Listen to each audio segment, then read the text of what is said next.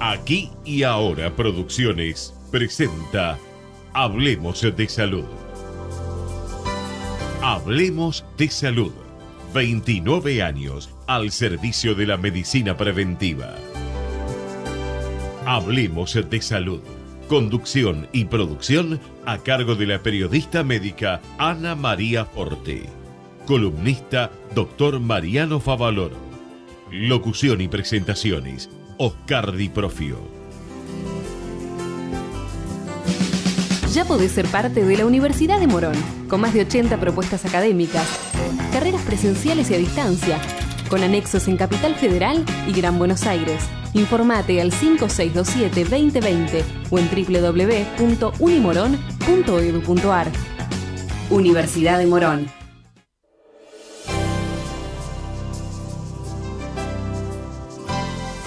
Hola, ¿qué tal? ¿Cómo están ustedes? Soy Ana María y los invito a una nueva emisión de Hablemos de Salud para aquellos que, nos escuchan por primera vez y nos ven porque salimos por internet. Somos un grupo de profesionales que hace 30 años venimos haciendo medicina preventiva por diferentes medios, porque realmente pensamos que la medicina que hay que practicar, llegar a la persona enferma para que ésta no se... a la persona sana, para que ésta precisamente no se enferme, con un lenguaje liso, con un lenguaje llano. Bien, programa de lujo por los profesionales realmente que nos visitan. Estamos con el doctor César Graf, especialista en clínica médica y también especialista en reumatología, presidente electo de la SAR para el año que viene, 2019.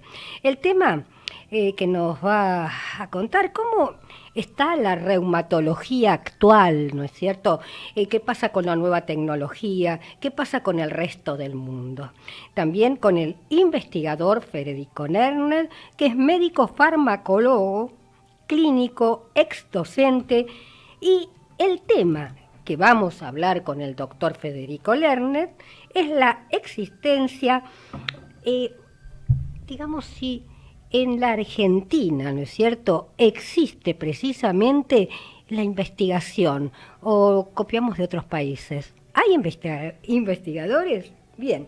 También con María Teresa Mazzolido, que es farmacéutica, magíster en farmacopolítica, y va a hablar de las enfermedades poco frecuentes, raras o de difícil pesquisa. Yo todavía no encuentro la palabra justa para este tipo de enfermedades. Y ya le doy los muy buenos días al doctor César Graf.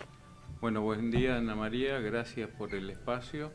Y estamos acá para hablar un poco de reumatología. Bien, reumatología. Es cierto que uno dice, me levanto, me duele todos los huesos, tendré un problema reumático. Bueno, el reuma, como se le dice frecuentemente, no es una sola enfermedad.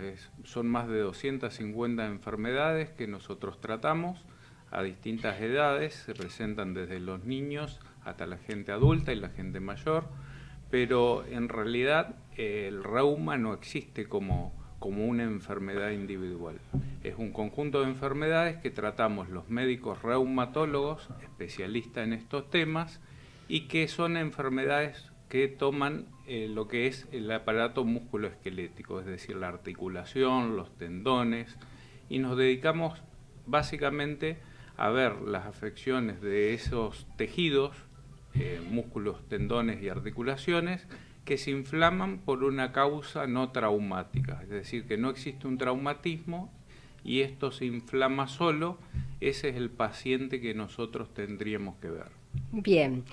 Venimos todas las personas que asistimos, ¿no es cierto?, al Congreso número 51, ¿no es cierto? Congreso número 51 de médicos y 6º Congreso de pacientes. Hemos hecho este año 2 congresos para pacientes, uno panamericano y latinoamericano, donde vinieron más de 500 pacientes de todo Latinoamérica y de Estados Unidos también, Canadá, y también tuvimos nuestro congreso anual de pacientes, el sexto en esta oportunidad, en la ciudad de Mendoza, donde asistieron más de 300 pacientes. Exactamente, y que bueno, estuve presente con gran felicidad porque se instauró por primera vez Fiebre Mediterránea Familiar en un congreso con material que hemos llevado, con una asociación que somos un puñado de mujeres, ¿no es cierto?, que luchamos por una calidad de vida y que sabemos que hay más allá de las enfermedades comunes. Eso fue el Congreso de Pacientes del el día 12 y 13, y mucha gente entusiasta hubo. Y porque nos dieron cabida, ¿no es cierto? Nos dieron, para la audiencia que está escuchando, yo no solo soy periodista médica, sino que soy ser humano, y como todo ser humano se enferma, tengo fiebre mediterránea familiar, y también soy presidente de la Asociación de Fiebre Mediterránea Familiar de Argentina. Quiero que cuentes lo del Congreso porque todos, tanto como pacientes como profesionales, se fueron muy contentos. Bueno, me alegro. El sexto Congreso de Pacientes tuvo en esta oportunidad distintos temas. Los temas los eligen las distintas asociaciones, vamos rotando en los temas anualmente, y también la disposición de esos temas. En este caso hicimos 6 talleres, donde hubo talleres de sexualidad, talleres de cocina mediterránea, talleres de gimnasia, que no falta nunca en nuestro congreso. Es decir, que se divierten bastante, la pasan bien, es un lugar de reunión obligado ya para nuestros pacientes. Siempre se hace 2 días antes del congreso médico, el congreso de pacientes, y la próxima oportunidad, el séptimo, va a ser en la ciudad de Salta. ¿Y qué fecha? Es del 14 al 17 de octubre del año próximo, y los pacientes, tenemos que ver las disponibilidades de los salones, creemos que va a estar del 13 al 14. Ajá, bien. Yo lo que pude ver, como dije, un grupo de mujeres entusiastas. Mujeres y hombres. Perdón, porque lo dije allá sí. También, y había menos, o sea, quedaban chiquitos porque entre las 400 mujeres el puñado de hombres no se veía exactamente. Y esto hace muy bien al espíritu, a la parte emocional.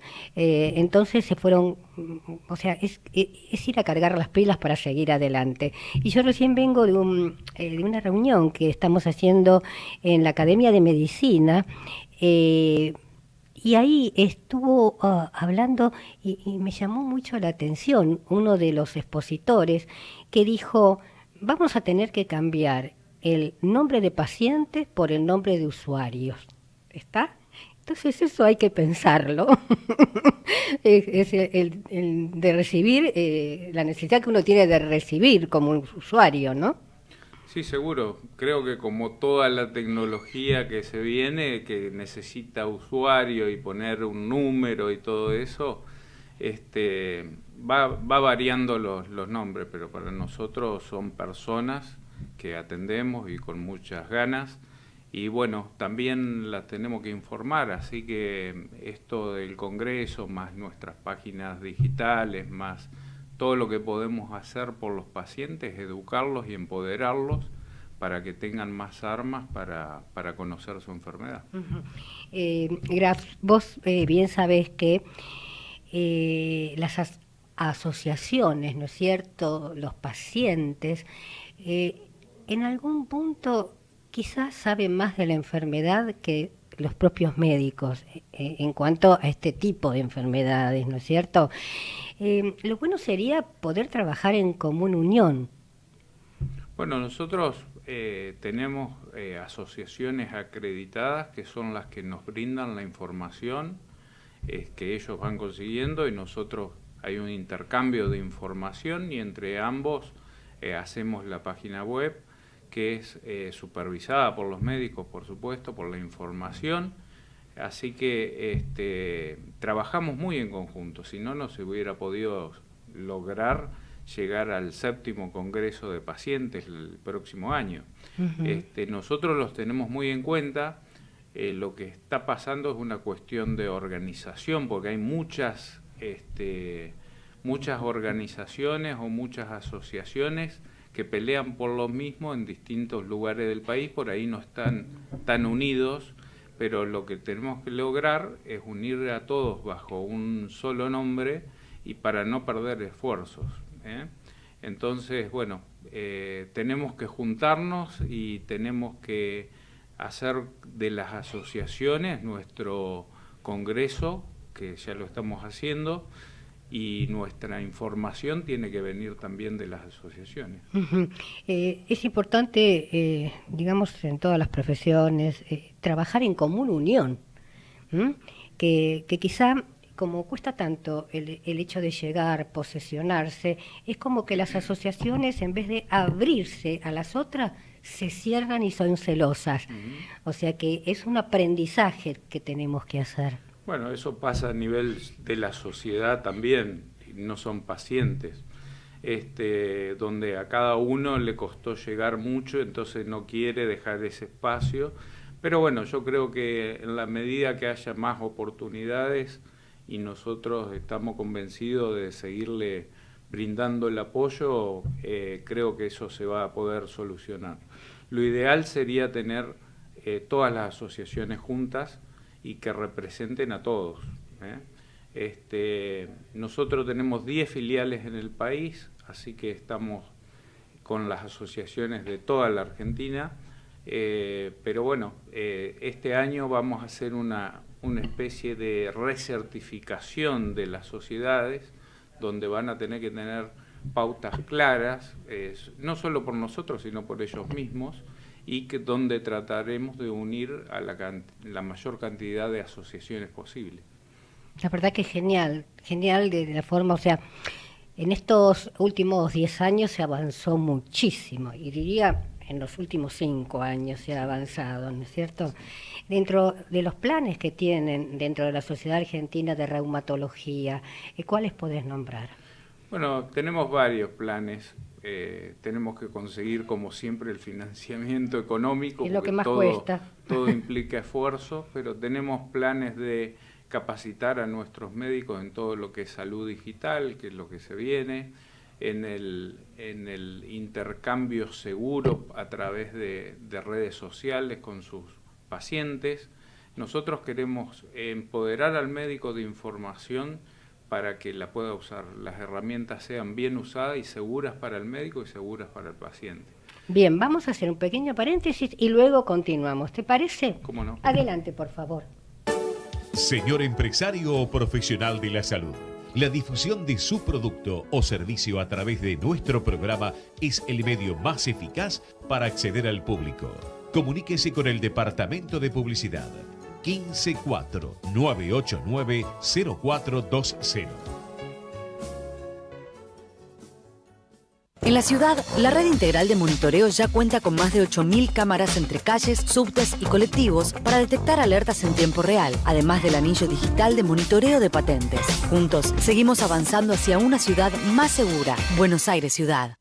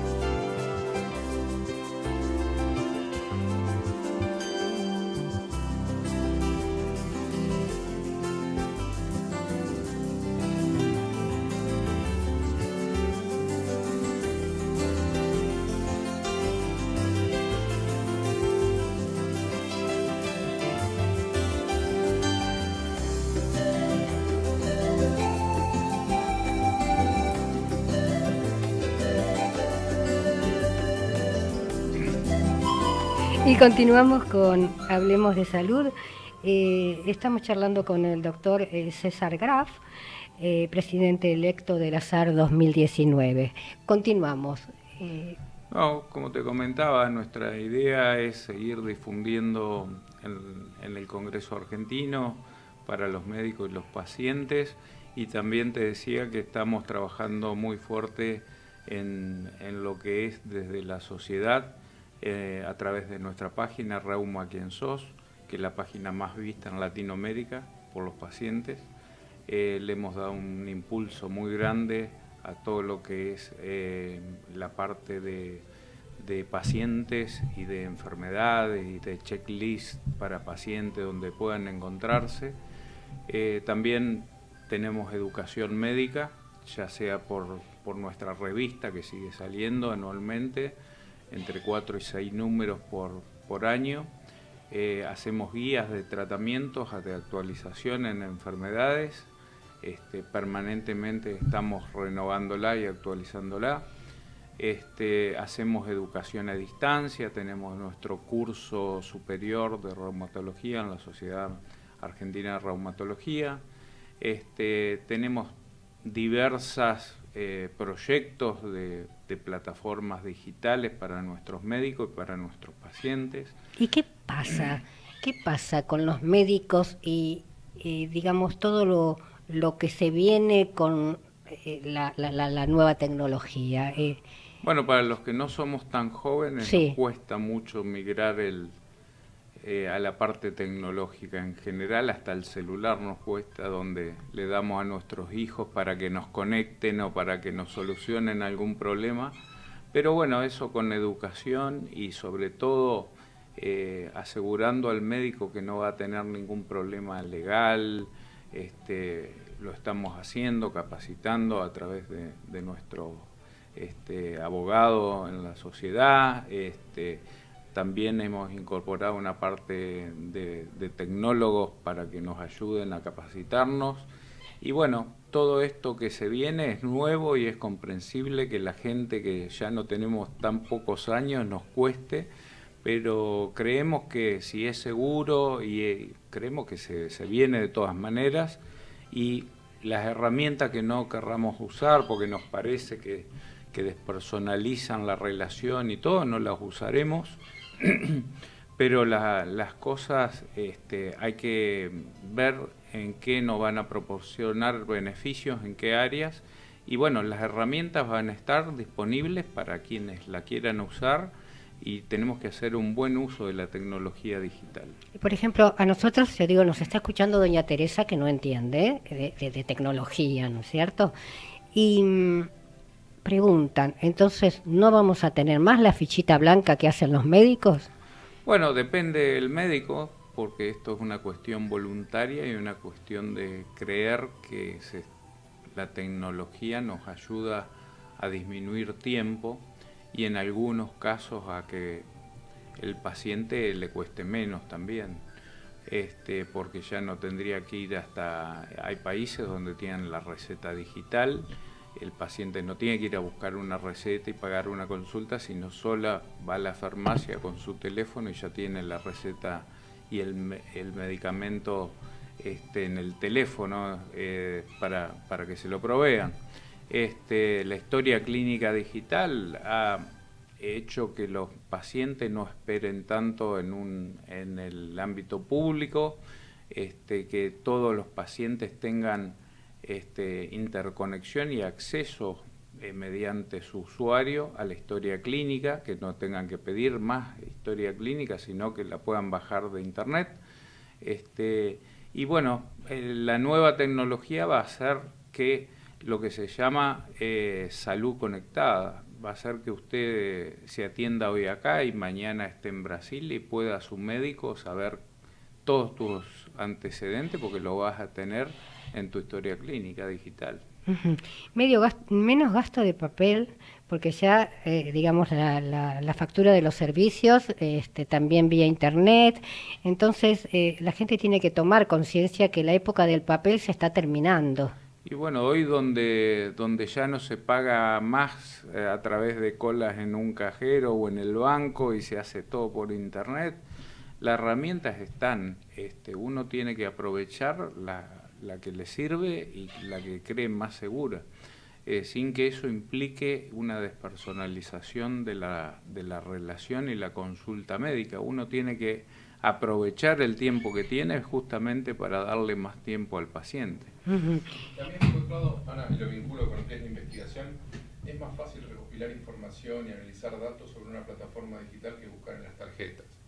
Si vos querés hacer epidemiología de una enfermedad reumatológica con las tarjetas de la historia clínica, tenés que ir una por una y anotando en un papel al lado cuántos tienen y cuántos no tienen un particular síntoma en una enfermedad. Si eso está digitalizado, haces una búsqueda en la base de datos y sale. Tenés razón, Lerner. No es solo si el digital es mejor que en el papel comparando con lo que te brinda instantáneamente, sino hay muchas otras cosas que la herramienta digital nos va a proveer que antes no. La epidemiología para detectar enfermedades, si vos hablaste de fiebre mediterránea familiar, es una cuestión estadística y eso sale de la revisión de historias clínicas. Si tuviéramos todo digitalizado, podríamos saber todos los pacientes que tienen eso y hoy lo desconocemos. Exacto.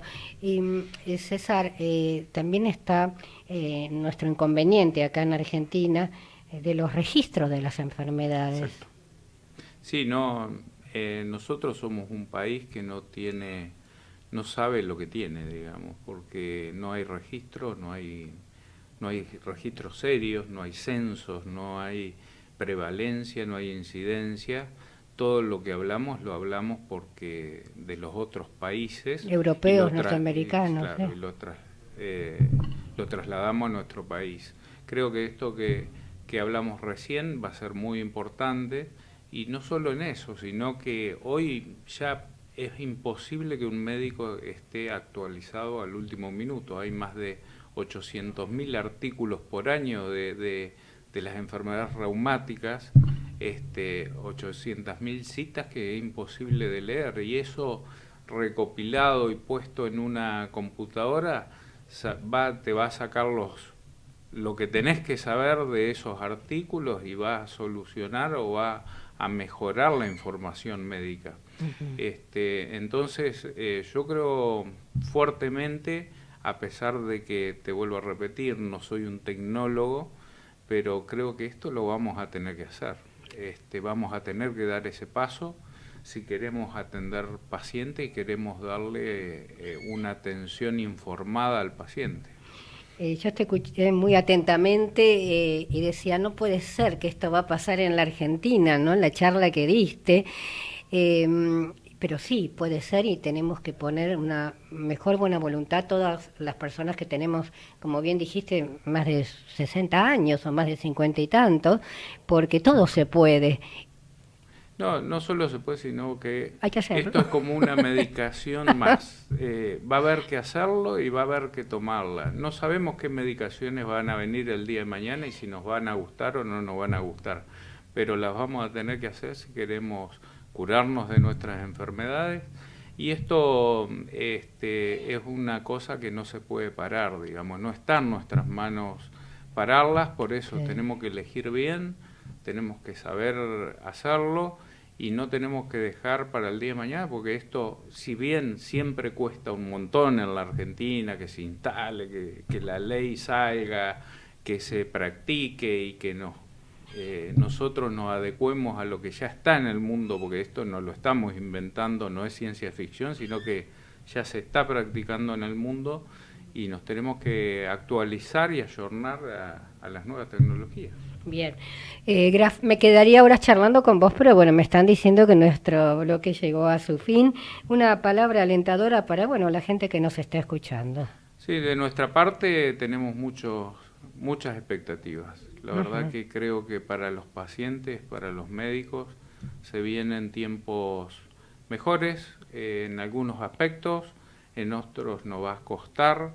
Y en otros tenemos que buscarle la forma para que nuestros pacientes no sientan que nosotros nos estamos alejando, sino que nos estamos acercando por el bien de ellos y buscarle la vuelta para que esto sea seguir tomados de la mano, digamos, a pesar de la tecnología.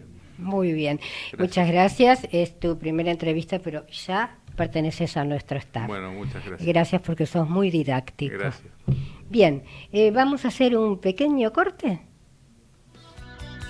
Vamos la radio, somos tu voz.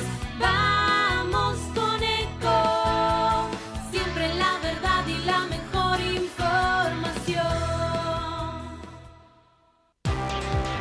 Sí, pero qué tarde, ¿qué se me hizo? Me tengo que apurar porque si no, no llego.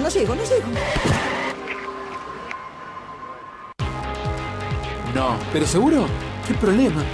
Bueno, vamos a encontrar una solución. Bancame ahí que en 2 minutos estoy con vos. Bueno, vos ahora te tenés que ir. Sí, pero yo quiero hablar de esto ahora. Cuando llegue a casa te llamo. 3 de cada 10 muertos en el tránsito son peatones. Cruzá siempre por la senda peatonal o esquina, respetando los semáforos. Allí, todos los vehículos deben darte prioridad. Luchemos por la vida. Descarga gratis de tu celular la aplicación Ecomedios. Podés escucharnos en vivo, informarte con las últimas noticias y entrevistas en audio y video. Búscala y bajate la aplicación Ecomedios. Si tus hijos tienen entre 13 meses y 4 años inclusive, deben recibir una dosis adicional de la vacuna contra el sarampión y la rubiola. Es gratuita y obligatoria en todos los centros de vacunación y hospitales públicos del país y no necesitas orden médica. Del 1 de octubre hasta el 30 de noviembre, vacuna a tus hijos contra el sarampión y la rubiola. Campaña Nacional de Vacunación. Juntos podemos cuidar la salud de todos. Más información en argentina.gov.ar/salud o llamando al 0800 222 1002. Ministerio de Salud y Desarrollo Social. Presidencia de la Nación.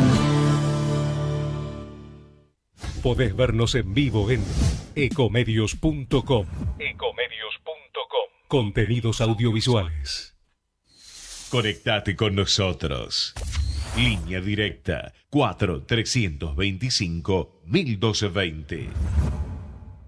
Si usted tiene alguna inquietud sobre su salud o la de su familia, Hablemos de Salud les responde vía mail. Tomen nota. hablemosdesalud@hotmail.com o a través de nuestra página www.hablemosdesalud.com.ar. Para que podamos comprar productos de calidad, a buen precio y sin intermediarios, los productores de la provincia están en el mercado en tu barrio. Busca el mercado más cercano a tu casa en gba.gov.ar/mercado en tu barrio y encontrá ofertas en alimentos y mucho más.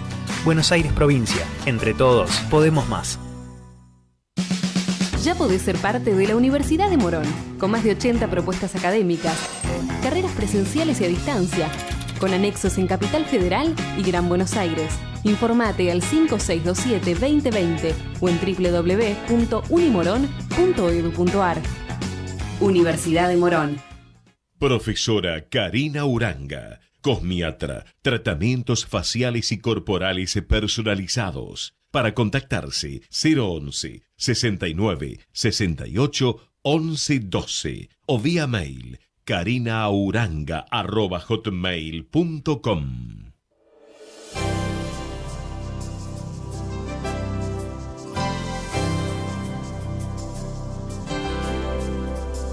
Y continuamos con Hablemos de Salud. Muy, pero muy interesante la charla, ¿no es cierto?, que tuvimos con el doctor César Graf. Y ahora estamos con, bueno, un gran amigo que pertenece a nuestro staff de Hablemos de Salud y aparte también al honorario Consejo Consultivo de Fiebre Mediterránea Familiar. Es un grupo de 20 profesionales que, bueno, estamos trabajando en principio todos juntos por la difusión y nos llaman de diferentes entidades y bueno, con mucha alegría vamos a todos lados. Muy buenos días, Federico Lerner. Buen día, Ana María, gracias por la invitación. Al contrario, perteneces a nuestro staff y la agradecida soy yo, es un programa de lujo. Contanos, para la gente, ¿qué es la investigación y en la Argentina se investiga? Sí, investigar es llevar una idea a cabo a ver si se cumple o no, digamos. Y en Argentina se hace investigación y se hace de muy buena calidad. El tema es, ¿se hace la suficiente investigación? A mí me parece que no. Todo país que quiera desarrollarse tiene que desarrollarse en base a nueva tecnología, nueva información, generación de conocimiento. Nunca es suficiente un presupuesto en salud o en investigación. Siempre hay que investigar más. El tema es que cuando los recursos económicos son escasos, uno tiene que decidir en qué investigar y cómo investigar. Para todo no alcanza. Entonces, pasa por ahí la decisión en inversión en investigación. En Argentina se hace, salió en los diarios un premio a una investigadora argentina hace muy poquito por su trabajo en el desarrollo y descubrimiento de ciertas protecciones en el oído interno, Belén Elgoyen. Trabajamos en la misma cátedra de farmacología hace unos años atrás, en la cátedra del doctor Rotling, en la UBA, y siempre hay investigadores en Argentina que son reconocidos por su trabajo. Hay un montón de otros investigadores que no son reconocidos, pero también hacen investigación y de calidad. Argentina siempre fue un lugar donde incluso la investigación clínica fue un pilar para el mundo. Yo pienso que hay poca divulgación de lo que se hace. Por ejemplo, a mí me llega, digamos, semanalmente, ¿no?, o cada 3 días, desde el CONICET, noticias de cosas que uno dice y no sabía. Entonces, tienen que tomar conciencia que la difusión es muy importante. Es fundamental. Pero llamar a un investigador a un programa no es aburrido.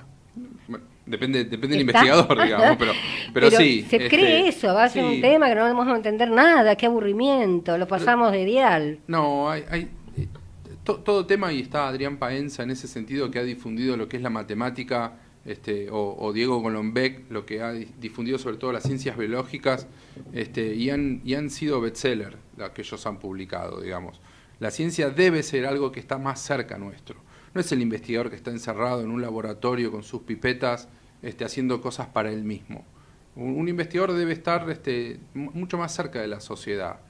Yo soy un convencido de que la ciencia tiene que estar mucho más cerca de la utilidad. Entiendo, y hay cosas que la frontera en la investigación son para dentro de 40 o 50 años adelante, pero tenemos, si nos acercamos a la sociedad como investigadores, los beneficios van a estar más concretos. Las grandes hazañas de la medicina fueron las cloacas, el agua potable, algunas vacunas y ese tipo de cosas que son producto de estar más cerca de la sociedad y saber cuáles son sus necesidades en salud, que es lo que nosotros hacemos. Puede haber otras necesidades en otras áreas, pero desconocemos esos puntos.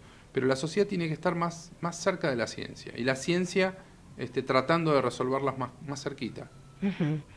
¿En qué podría llegar a ser útil a partir de ahora? O sea, es una pregunta muy amplia. Yo creo que en los últimos 10 años se avanzó a pasos agigantados. ¿Qué es la aspiración de ahora en más? Es una pregunta más filosófica que médica o en salud. Yo creo que la terapia génica en los últimos 15 o 20 años ha detectado muchos targets, es en inglés, muchos lugares donde la medicina o el medicamento o la terapia llega mucho más puntual para resolver algún déficit, por decirlo de alguna forma concreta. Yo creo que la identificación de esos factores ha sido fundamental en el tratamiento de un montón de patologías.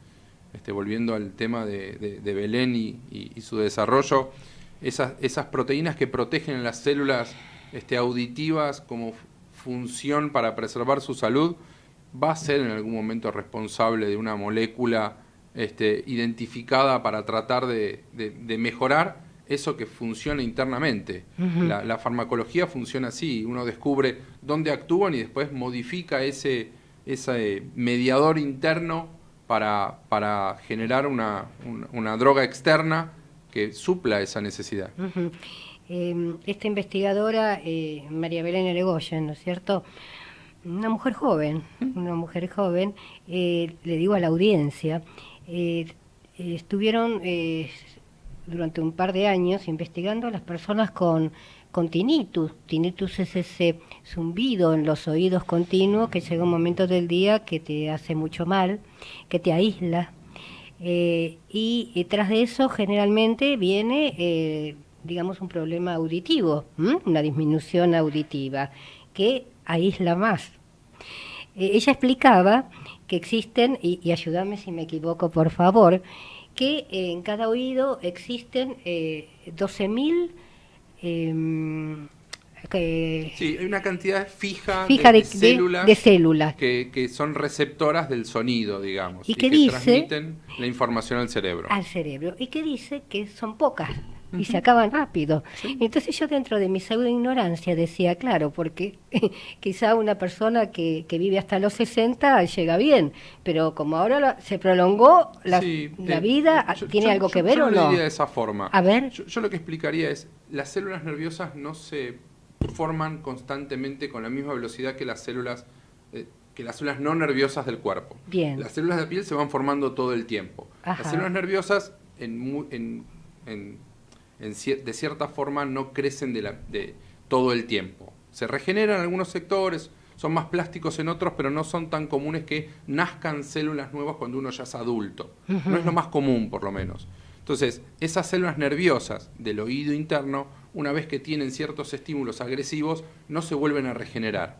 Y nacimos con una cantidad y a lo largo de estos agentes nocivos en función del tiempo las vamos perdiendo. Claro. Si uno trabaja en un aeropuerto cerca de una turbina todo el tiempo, aunque viva 30 años, tiene más posibilidad de quedarse sordo que si una persona tiene esa vive en el campo sin esos ruidos externos que son el agresor más fundamental, por decirlo de alguna forma. Entonces, esas proteínas identificadas, que son 2, por lo que yo entendí, protegen contra esa agresión externa. Entonces, esas son algo con lo que nosotros todos nacemos, con esas proteínas que nos ayudan. Pero existe la posibilidad de fabricar esas proteínas, entre comillas, para que nos ayuden en caso de que no sean suficientes. Ahora bien, Lerner, está hecho el descubrimiento. Sí. La falta de estas 2 proteínas, guíame si estoy bien, Puede es ser. que, como dijo Belén, ¿no es cierto?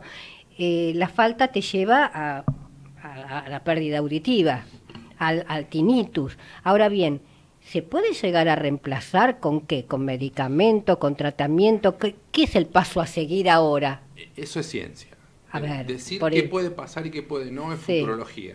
Sí. No se sabe. La ciencia se va construyendo por pasos. Lo que seguramente seguirá después es probar si eso que vos decís como una hipótesis es real o no. La naturaleza demostró que lo que uno piensa a veces no se da. Hace muchos años atrás estaba la teoría del knockout genético. Uno saca un gen y ve cómo se desarrolla sin esa proteína o sin ese gen. Bueno, el ser humano mostró que es tan plástico y se puede acomodar con las otras herramientas que tiene que suple esa necesidad. Uno no sabe qué puede pasar si da esa proteína en exceso. Puede pasar lo que vos decís o puede que no. En la ciencia uno se basa en lo que pudo demostrar. Bueno, y por seguridad de los pacientes uno no puede dar el paso siguiente. Hay que ir probándolo de a poco para saber para probar si lo que uno piensa es real o no. En ese caso, si lo que María Belén piensa. Sí, esa es la hipótesis que está confirmada. Se sabe que hay 2 proteínas que ayudan a que los daños a esas células no continúen. Las proteínas que el cuerpo propio genera. organismo Sí, genera. sí, el cuerpo las produce. Ajá. Sí. Ok. Pero no se sabe si yo te las doy aparte va a ser lo mismo. Porque eso tiene una regulación. Hay una concentración de esa proteína en su lugar de acción que es muy específica. Yo no sé si esa proteína dada 10 veces más ocupa otros receptores o es tóxica en otro lugar. Eso es ciencia básica y se da en un contexto. Hay que ver si después es así. El resultado. Bien, el resultado práctico que la gente Tal cual. necesita, ¿no? En cuanto... En general tardan 10 años. 10 años. Desde que se identifica ese tipo de receptor y se caracteriza esa proteína, hasta que se genera una molécula potencialmente comercializable, son más o menos 10 años. Bien, la pregunta del millón. En investigación, ¿cómo estamos con respecto al mundo? Y el mundo es muy grande. Sí, América. Hay lugares... Vamos a América, que Estados Unidos tiene un porcentaje de investigación, un porcentaje de sus recursos de investigación que nosotros no. Ajá. No nos podemos comparar con Estados Unidos, que aparte tiene una historia en inversión en salud y en investigación que nosotros no. Nunca es suficiente. Nunca es suficiente. Siempre podemos estar mejor. Yo creo que la investigación, hablo en salud en forma particular, que los que conozco, siempre tiene que ser un poco más. No estoy diciendo si es poco o mucho, pero si hubiese más, podríamos generar más mejoras para toda nuestra sociedad. ¿Y por qué no hay más? ¿Es por parte del investigador o por parte de que no existen fondos o por parte de que no hay interés? El dinero es un recurso finito y si pongo en un lado tengo que sacar de otro. Las políticas las definen los gobiernos en sus elecciones y ahí destinan su presupuesto de una forma u otra. Siempre la investigación debe ser un pilar en nuestra sociedad, sin duda. Bien, bien, muchísimas gracias. Vamos a un corte, pero antes le comento a la audiencia que nos falta el columnista, el doctor Mariano Favalori, va a decir, ¿qué pasa? Ni siquiera Ana María lo está nombrando, porque estoy tan entusiasmada con todos los temas. Bueno, Mariano Favaloro está muy bien y paseando por el mundo, así que bien merecido. Bien merecido lo tiene. Supongo que en 15 días lo tendremos nuevamente. Ahora sí, hacemos un corte, por favor. El objetivo de Hablemos de Salud es brindarles a través de una calificada información los conocimientos necesarios para la prevención de enfermedades mediante la promoción de la salud. En la ciudad seguimos sumando cada vez más controles en las calles y ya secuestramos más de 10.000 motos ilegales en el último año. Juntos seguimos avanzando hacia una ciudad más segura. Buenos Aires Ciudad.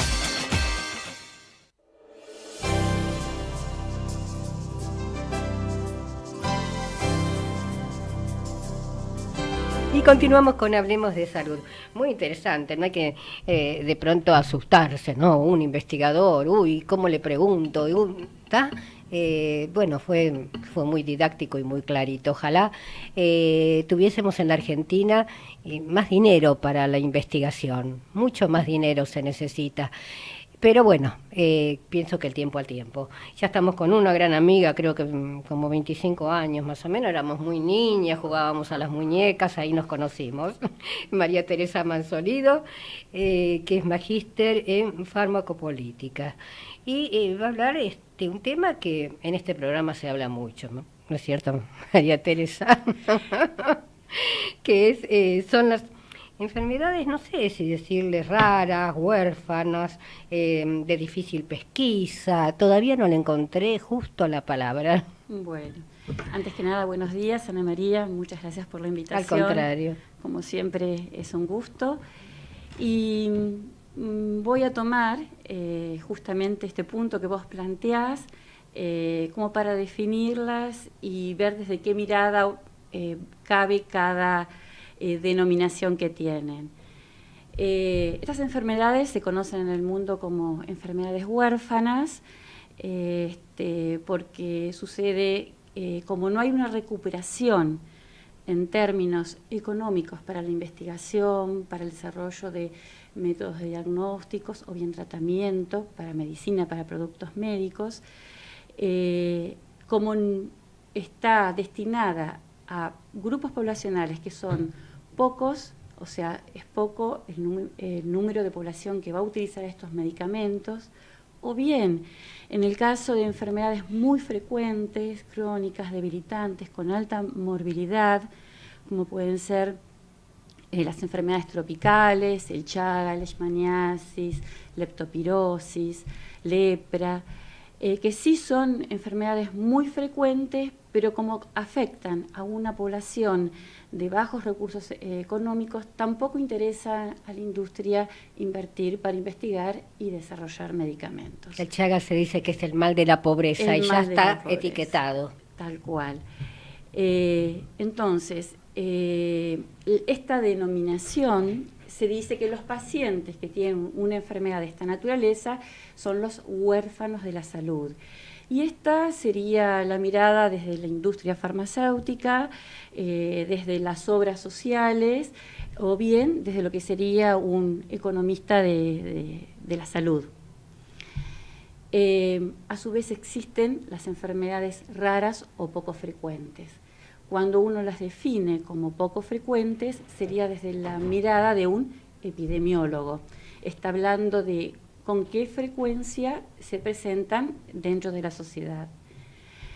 Y cuando hablamos de otras con alta incidencia, como las desatendidas, por ejemplo, o a veces enfermedades oncológicas, el mismo SIDA, que son enfermedades muy frecuentes, que acá en la Argentina están definidas como enfermedades serias.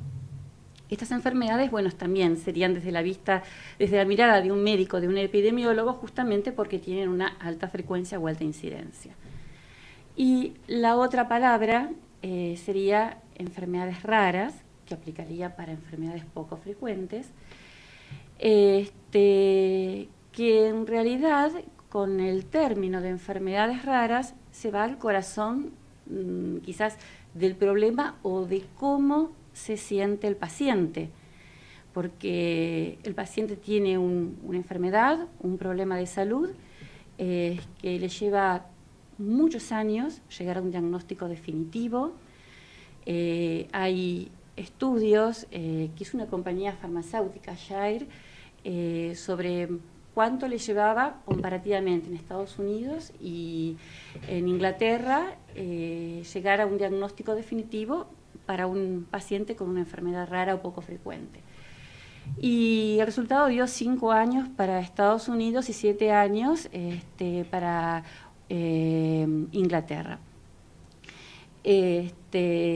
Para esto tuvieron 8 visitas al médico, 4 al médico clínico, 4 al médico especialista, 8 diagnósticos, de los cuales recién en el 8º llegaron al diagnóstico definitivo, o sea, 7 diagnósticos erróneos. Y también quizá en el camino, en algunas enfermedades, le aconsejan un buen psicólogo. Sí, es que es necesario justamente todo tipo de soporte y apoyo porque... No, pero yo me refiero a que al no saber de qué se trata, por supuesto, pasa por el psicólogo también. Bueno, justamente este peregrinaje genera mucha ansiedad, depresión, pérdidas económicas, porque a veces los seguros de salud no los cubren. Exacto. O no cubren determinados estudios, y el paciente termina sintiéndose raro, discriminado, como que no entienden realmente cuál es el problema. Bueno, he hablado con pacientes con este tipo de patologías. Vos misma me has contado que muy recientemente llegaste al diagnóstico definitivo de fiebre mediterránea familiar, y justamente todo esto te llevó a querer generar esta asociación que es tan importante, porque es una forma de llevar la voz de un montón de gente que tiene este tipo de enfermedad y que no sabe qué le sucede realmente, ¿no? Aparte, yo fui siempre de ayudar y durante estos 30 años llamaba, entrevistaba a la gente de diferentes asociaciones, ¿no es cierto? Claro. Y cuando yo los tenía que presentar, les decía, a mí no me gusta decirles raras porque se siente raro el paciente. Claro. Enfermedad y paciente, y es importante que el paciente se sienta bien, mejor Claro. tratado desde el nombre. Claro. Bueno, con los pacientes que yo he podido conversar acá en la Argentina, todos han tenido, pero mucho más de 10 años hasta llegar a un diagnóstico definitivo. Una de las personas, por ejemplo, refirió hasta 25 años con miastenia antigravis antimus, 25 años hasta llegar al diagnóstico definitivo, y con 5 diagnósticos erróneos, pasó por una traqueotomía, o sea, por una serie de intervenciones que quizás en su momento no sé si eran necesarias. Y por supuesto, no solo que afecta al paciente, afecta a la familia, todo el entorno inmediato, los cuidadores, trae toda una situación a nivel familiar. En muchos casos hay también pérdidas de trabajo. Bueno, ni pensar cuando afectan a los niños, que estas enfermedades raras justamente tienen un 80% de incidencia o de manifestación justamente a nivel pediátrico, ¿no? Porque tienen un origen genético. Una paciente de nuestra asociación de 33 años, que sin un diagnóstico, o sea, hace 5 años la diagnosticaron, pero pasó por 5 operaciones. Porque como entre tanto tenía dolores abdominales, le sacaron los 2 ovarios. Claro. Entonces, bueno, hay que ver también qué tipo de profesional maneja a las pacientes, ¿no? Cuando uno tiene que pedir ayuda, cuando uno no sabe de qué se trata, bueno, hacer una junta médica. Claro, pero eso pasa quizás por otro problema. Estas enfermedades son raras, lamentablemente se forman muy levemente o casi no se forman en las carreras de grado y no se ve tanto tampoco en las carreras de posgrado. Por eso es tan importante el empoderamiento que hoy mencionaba el doctor Graf, porque eso fue lo que movilizó en los países del primer mundo, en la Comunidad Europea, Japón, Estados Unidos. Fueron justamente las asociaciones de pacientes que se empoderaron, dieron visibilidad al problema y fueron las que impulsaron las políticas justamente para que se investigue, para que se desarrollen programas y haya salud para todos.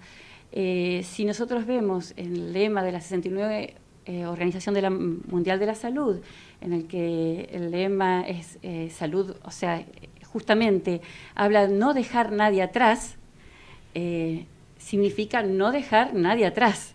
O sea, También es difícil encontrar algo que uno no sabe que existe. Entonces, hacer un diagnóstico de una enfermedad que uno no conoce, uno no sabe de su existencia, es imposible. Entonces, esa difusión, ese conocimiento y sobre todo salir de la soberbia de pensar que el diagnóstico solo pasa por lo que yo opino y tratar de hacer algo un poco más, no tan superior inferior, sino es un grupo de gente, un grupo de tratamiento médico, nos va a ayudar esas nuevas tecnologías, otras herramientas distintas. Hay que cambiar mucho la forma de pensar. Yo creo en este sentido que nosotros tenemos algunas enfermedades que son consideradas dentro de esta clasificación de raras y nuestro mayor problema es que no nos llegan los pacientes esos. Nosotros vemos en realidad un 20% de los pacientes en primera consulta que vienen al reumatólogo, si no son derivados. Y si el médico de asistencia primaria no conoce o no huele estas enfermedades para derivar al especialista, peregrinan los pacientes 6, 7 años y entonces hay que seguir educar a todos los médicos, no solamente a los especialistas. Y yo creo que el diagnóstico va a ser mucho más precoz. Sí, me gustó a mí. Hay que educar, hay que formar, sí, hay que dar visibilidad, difundir, dar a conocer qué centros de expertos o en determinadas enfermedades, cuáles son los lugares que están abocados a ese tipo de enfermedades y tratar de regionalizar la salud. ¿Qué significa eso? Conectar usando las tecnologías de la comunicación, las tecnologías de la información. Hay que hacer más formación, más docencia, integrar a todo el equipo de salud. Acá es importante dar a conocer desde la atención primaria, porque el médico que está en la atención primaria es el primer receptor, a lo mejor, de un enfermo con una patología rara, con una enfermedad rara. Entonces, y no solo el médico. El enfermero, todos los agentes de salud. Exactamente. Debemos trabajar conjuntamente. Yo soy farmacéutica y digo, ¿no? Los farmacéuticos o los farmacéuticos que están en una farmacia, que están dispensando y entregando un medicamento, cuando ven que tienen un paciente diagnosticado con un tratamiento y el paciente que viene y no hay, digamos, una mejora en la salud, quien hace atención farmacéutica debería tomar el teléfono y decir, mire doctor, ha cumplido un mes, el paciente sigue igual, o sea, responsabilizarse, hacer un seguimiento, involucrarse, porque todos tenemos derecho a la salud y somos profesionales del área de la salud. Y tenemos ese deber, ese amor, esa vocación que uno tiene que tener por la salud de la población. Y los derechos hay que defenderlos. Exactamente. Que el paciente también, esto de empoderar, se sienta responsable de sentirse bien también y que no cuestione, porque no es el término, pero que tratar de buscar integrar algo mejor. Algo más horizontal. Totalmente. En la cual todos unos, cada uno de nosotros intervenimos para un resultado mejor, para optimizar los resultados. Bien.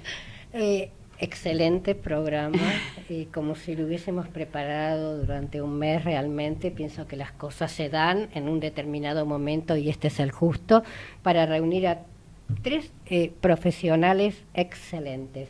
Yo les agradezco, da para un programa completo y lo vamos a hacer para TV también. Da para un programa completo con más especialidades, ya los voy a armar. Agradezco muchísimo la presencia de los 3, saben que quedo siempre a disposición de ustedes para cuando me necesitan. Con respecto a la audiencia, muchísimas gracias por escucharnos, ¿no es cierto?, por estar ahí viéndonos en internet y los invito la próxima semana en este mismo horario. Chau, chau.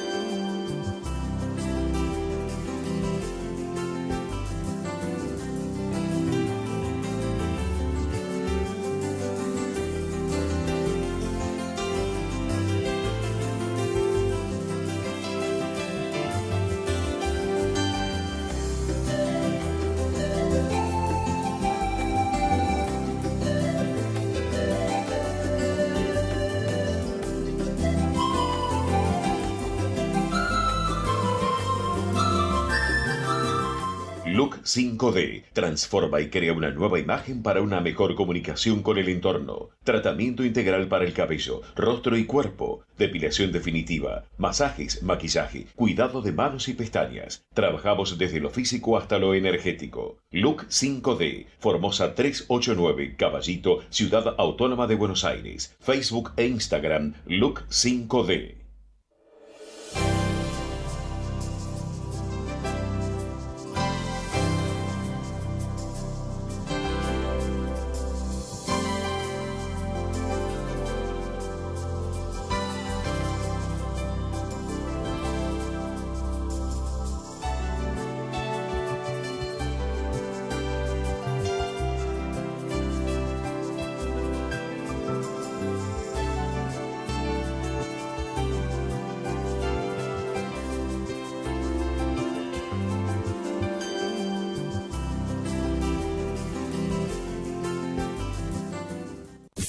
Desde Buenos Aires, transmite LRI 224, AM 1220, Ecomedios.